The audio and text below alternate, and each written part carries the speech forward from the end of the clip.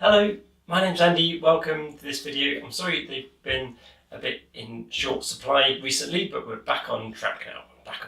Okay, this is the video for the first service in January, on January the 7th, which is our Covenant service, if you're part of my churches over here in the west of the Isle of Man. I'll talk a little bit about the Covenant service later, but first we're going to have a look at the Bible passage. Okay, it's taken from quite near the start of the book of Mark, Mark 1, chapter 4 to 11. Now, in Mark's Gospel, you'll see this again and again and again. Mark he doesn't waste words. He keeps things very, very short. So we've got just a few lines of text here, but they are packed full of interesting stuff. So this is just a few lines, but it's packed full. Okay, it's the story of Jesus' baptism. If you're not familiar with the passage, please go and have a look now. I'll put the text to it. I'll paste that into the sort of comment section below this video. So go and have a look at that. It won't take you long. Okay, just a few thoughts, and then I'll talk a little bit more about the covenant prayer. Okay, so firstly, this is how Jesus appears in the book of Mark. It's really underwhelming. It says that in those days, Jesus of Nazareth came from Galilee. That's it. There's none of the Christmas story. There's no angels, shepherds, wise men. None of that. Mark's gospel just goes straight in with Jesus came from Nazareth. And Nazareth was kind of a nowhere place. No one ever heard of it. It was the most remote, unknown place ever. Outside of the Bible, there are no written records of it at all. It's a complete. It's like this guy from literally nowhere, and it says he was from Nazareth of Galilee, and Galilee. What that would have meant to the original readers and hearers, Galilee was a place where it's kind of on the edge, and it's where people who weren't Jewish tended to live. There was a lot of mixing. It was quite Hellenistic. There was a lot of Greek culture there as well. Quite a poor area, quite cut off from the rest. So it was very much the fringes of society. So it says that Jesus came from there. I think that's quite lovely, that Jesus came from this nowhere place in this kind of boundary border area. And he was baptized in the River Jordan. Okay, now a lot of people for a long time have wondered why Jesus needed to be baptized. He was the Son of God. Why did he need to be baptized? I'm not sure. But there's one idea which I love. I really like this. It comes from the Greek Orthodox Church, and they had this understanding that Jesus, when he went into the river, he baptized the water. Jesus' holiness touched the water and made all the water holy. So Jesus baptized the water rather than the other way around. I think there's something nice in that. So that when we're baptized, when you were baptized, that water in some way is connecting you with Jesus. I think that's quite nice. The other thought is that the River Jordan was thought to flow out of Eden. So whenever people talk about the River Jordan, there's always, if you go upstream a bit, you get to Eden. So there's a sense here that Jesus is going into Eden and coming up again new. There's a kind of reboot of the Eden story, the fall. So what we've got here is the first hint that Jesus is going to redo the damage that was done in that Genesis fall story. Jesus wants to set things right. Now, however we take the Genesis Garden of Eden story, it suggests that there's a sort of rift between humans and God. And Jesus, by going into the Jordan and coming up, is suggesting that rift is going. As is the next bit. When he comes up out of the water, he sees the heavens being torn open. And the word torn is a really violent word. It literally means ripped. Some translations translate it as the heavens opened, which is a kind of pale, lame one. It's literally the heavens are ripped open, as in they don't go back together again. There's no sense of the heavens being shut. They're ripped open and they stay open. And at the very end of Mark's Gospel, there's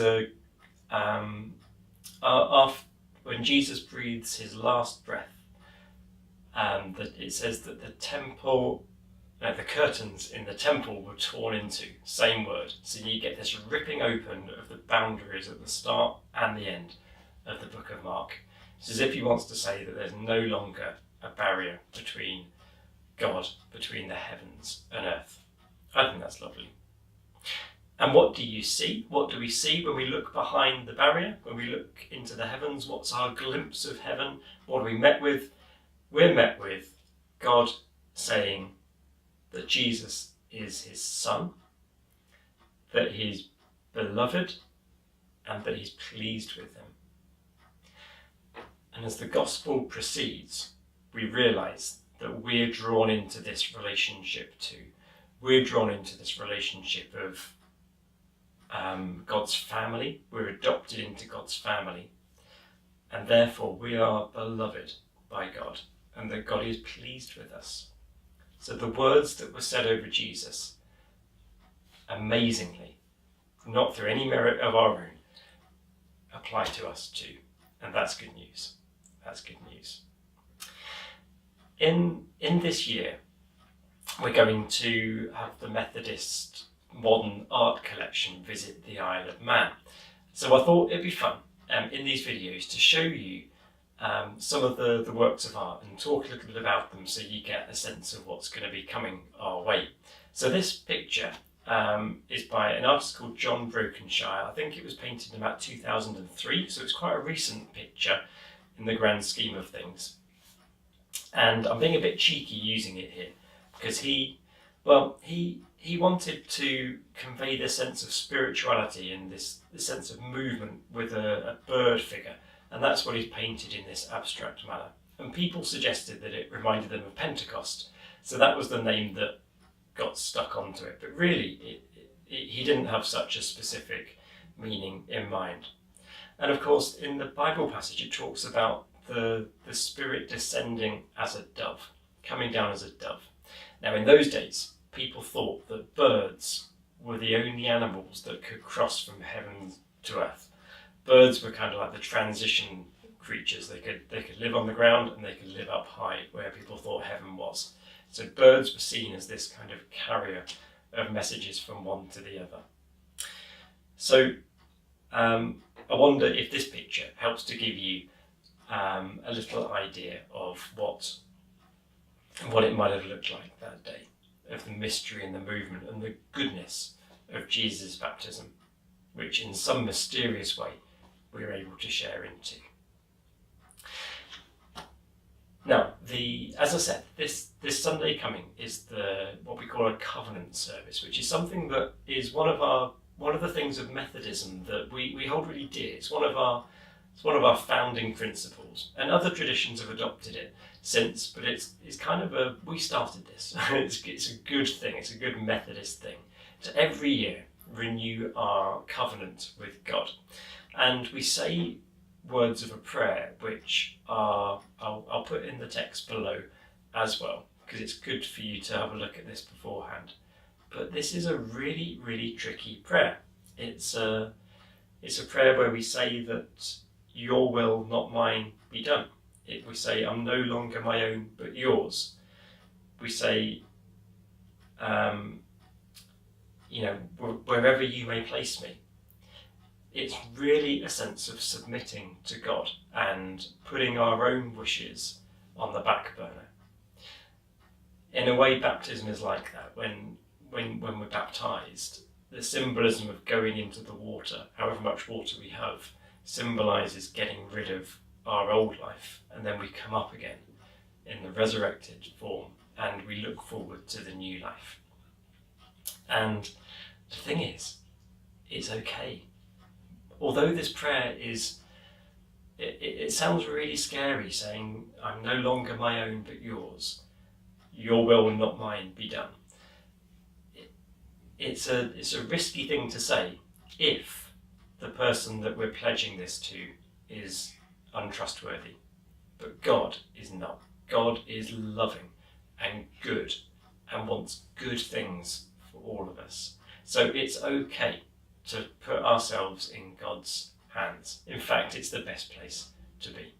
So I pray as you come towards Sunday, have a look through these words, think it through for yourself, and think this year, how can you make this a meaningful prayer and a meaningful year as we look forward? How can we put ourselves more fully in God's loving embrace?